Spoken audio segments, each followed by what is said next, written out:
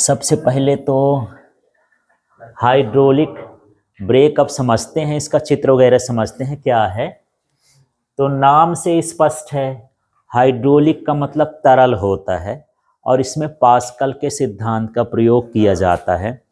तो हम अभी हाइड्रोलिक लिफ्ट पढ़ रहे थे और हम ये देख रहे थे कि किस तरह से हम क्षेत्रफल को कम ज़्यादा करके बल को बढ़ा सकते हैं। वही सिद्धांत इसमें भी लगना है। यदि हम छोटे भाग में बल लगाएं और दूसरे भाग का क्षेत्रफल बड़ा कर दें तो बल कई गुना क्या हो जाएगा, बढ़ जाएगा। तो उसका उपयोग हम क्या करेंगे, ब्रेक में। तो जो बड़े बड़े गाड़ियां होती हैं ना, कार हैं, ट्रक हैं, बस हैं, तो ये साधारण तार वाला ब्रेक नहीं लगा होता। जैसे आपके मोटरसाइकिल में ना यहाँ से तार जाती है, फिर वहाँ ब्रेक शू लगा होता है, वो खींचता है, तब जाके क्या लगता है, ब्रेक लगता है। तो इसमें तार ना होकर के उसके बीच में क्या भरा होता है, तरल ब्रेक ऑयल भरा होता है, ठीक है। और उसके से ब्रेक लगाते हैं तो वो ब्रेक ज़्यादा ताकतवर होता है और बहुत चलती हुई चीज़ अचानक से क्या हो जाती है, रुक जाती है।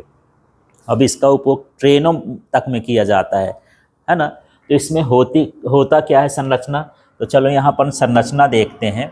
यहाँ पर मान लेते हैं कि हमारे पास ये इस तरह का एक पहिया है, ये पहिया हो गया, ठीक है ना। तो इस पहिए में भी दो भाग होते हैं ना। जब आप पहिया देखते हो तो एक आपको लोहे का फ्रेम दिखता है ना। लोहे के फ्रेम को रिमो कहते हैं। फिर उसके ऊपर तो ट्यूब लगाते हैं या टायर लगाते हैं। जैसे आप साइकिल चलाते हो तो जो उसमें जो लोहे का घूमता है ना, वो क्या कहलाया, रिम, और ऊपर लगाते हैं तो वो क्या कहलाया, टायर। इसी तरह से हर गाड़ी में छोटा भाग जो होता है ना, किसी में छोटा किसी में बड़ा, वो उसका क्या कहलाता है, रिम या ड्रम कहते हैं। तो यहाँ पर बड़ी गाड़ियों के लिए क्या कहा जाता है, ड्रम। जैसे मान लो ट्रक का एक चक्का है तो एक पहले ड्रम लगा होगा लोहे का और उसके ऊपर हम क्या पहनाएंगे, टायर और ट्यूब, उसमें हवा भरेंगे। तो ये मैं क्या बनाया हूं, ड्रम बनाया, ठीक। अब ड्रम के भीतर होता क्या है, यहाँ पर देख लेते हैं। सबसे पहले इसमें एक इस तरह का सिलेंडर लगा होता है। सिलेंडर तो समझ गए हो ना, बताए हो, जैसे मान लो सिरेंज का रहता है, यहाँ पर क्या लगा है, सिलेंडर। और ये वाला भाग आगे चला गया और ये वाला भाग भी आगे चला गया। फिर इसको हम तिरछा करते हैं और ये वाला भाग ड्राइवर के पास रहता है। ये लगा है पिस्टन, है ना। और पिस्टन के साथ ये ऊपर लगा रहता है ड्राइवर का पैडल। जब ड्राइवर को रोकना होता है तो इसको दबाता है, ठीक है। तो हम इसको बोलेंगे, ये क्या कहलाया, पैडल, है ना। और ये वाला भाग क्या कहलाया, पिस्टन, ठीक है। अब हम क्या करते हैं, जब यहाँ पर आए इधर तो यहाँ पर हम सिलेंडर को बड़ा कर देते हैं। फिर से समझना, यहाँ देखना, ये इस तरह का है और इसमें भी हम दो ठो पिस्टन लगाते हैं। एक पिस्टन ये है, एक पिस्टन ये है। पिस्टन वही होता है जो इधर उधर सरक सके। जैसे सिलेंडर दिखाया था ना, फिर से निकाल लेता हूँ, फिर से दोबारा बता देता हूँ।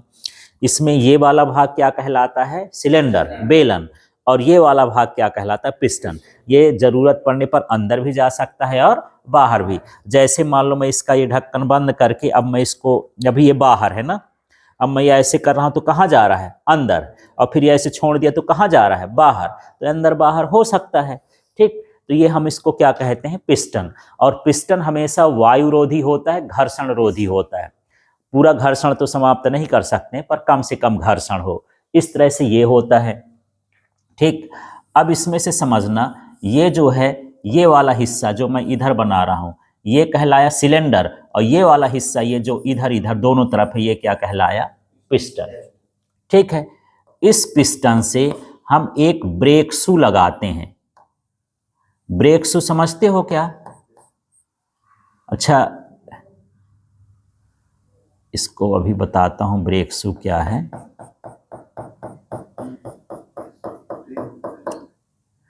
ये ब्रेक शू थोड़ा सा अंदर तरफ लोहा लगा रहता है और बाहर तरफ जो है लकड़ी या रबर लगी रहती है। ये क्या कहलाया, ब्रेक शू कहला गया। अब इसकी कार्यविधि समझेंगे। और ये दोनों ब्रेक शू एक स्प्रिंग से इस तरह से क्या होते हैं, जुड़े होते हैं ऐसा, और यहाँ भी स्प्रिंग बना दूं, ये ऐसा स्प्रिंग से लगे होते हैं। ठीक, अब यहाँ होता क्या है, इसके बीच में द्रव भरा होता है, इसको हम बोलते हैं ब्रेक आयल। एक तरह का ऐसा द्रव भरा होता है जो दबाने पर आसानी से इधर चला आए और खुद न दबे, दूसरे को दबाए, उसको हम क्या बोलेंगे कि ये क्या कहलाया, ब्रेक आयल। अब इसमें हम भाग बनाते हैं।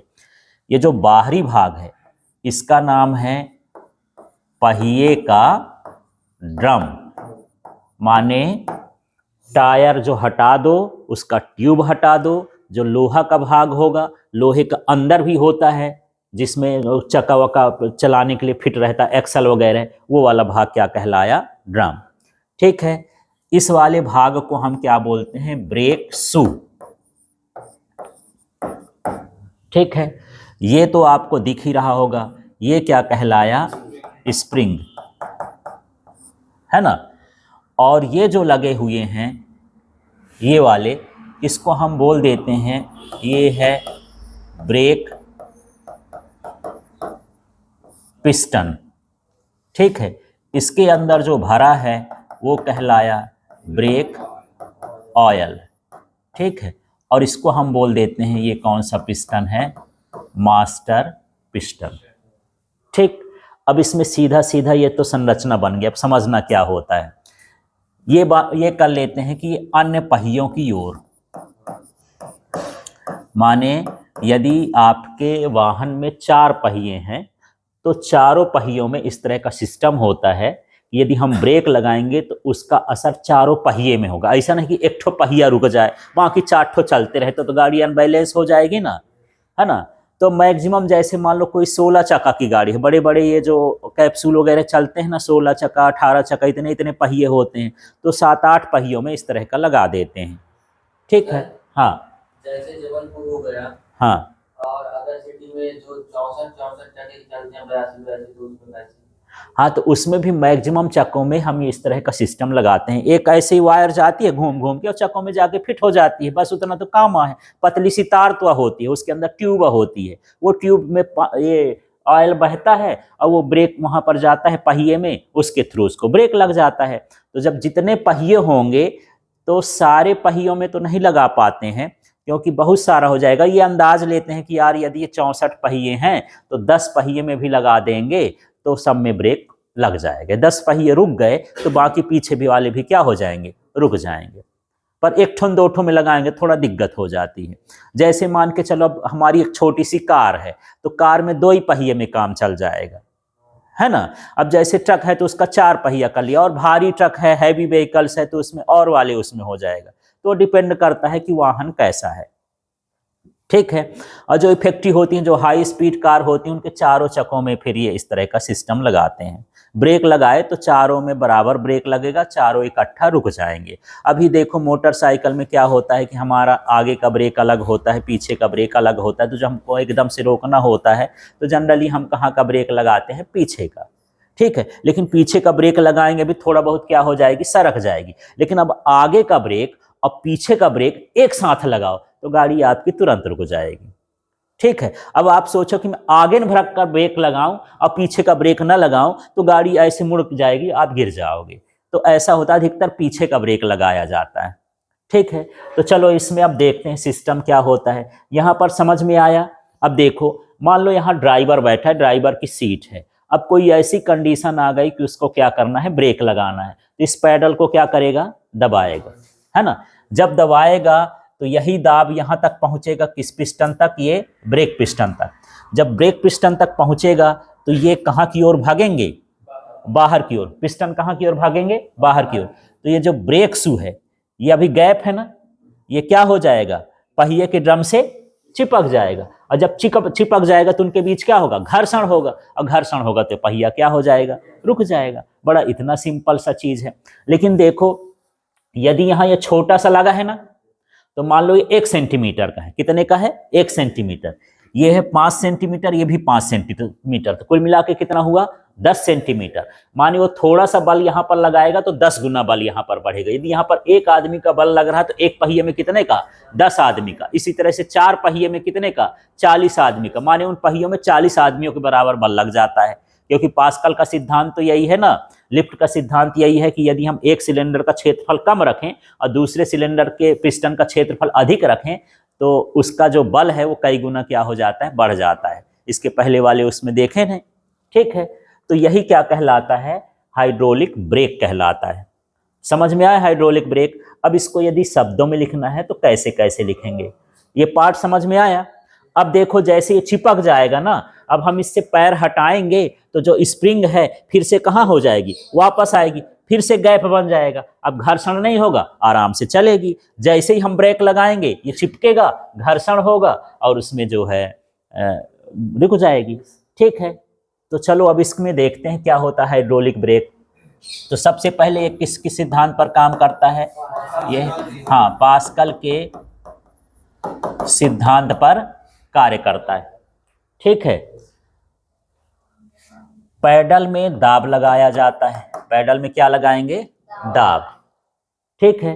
तो यह दाब ब्रेक आयल में बराबर रूप से संचरित हो जाता है, ठीक है। जो भी हम दाब लगाएंगे वो कहाँ चला जाएगा, ब्रेक आयल में। और पास्कल का नियम तो ये कहता है कि किसी बंद पात्र में किसी भाग पर यदि दाब लगाया जाए तो समान रूप से क्या होता है, संचरित होता है। समझ में आ गया। तो यहीं पर क्या करेंगे, सबसे पहले हम क्या कर रहे हैं, पैडल में दाब लगाते हैं तो वो दाब कहाँ चला जाएगा, ब्रेक आयल में, ठीक है। और ये ब्रेक आयल के बाद कहाँ चला जाएगा, ये ब्रेक पिस्टन में। ये पिस्टन में बाहर की ओर क्या लगाएगा, बल, जिससे ये बल किस में लगेगा, ब्रेक शू में। ब्रेक शू किस में टकराएगा, पहिए के ड्रम में। और पहिए के ड्रम में टकराएगा तो इसमें क्या होगा, घर्षण, और घर्षण के कारण ये पहिया रुक जाएगा, ठीक है। फिर यदि हम पैडल को हटा लेंगे तो जो स्प्रिंग होती है वो पुनः ब्रेक शू को क्या ले आती है, वापस ले आती है। तो जो आप देखे उसी चीज को हमको लिखना है इसमें, ठीक है। हाँ जी,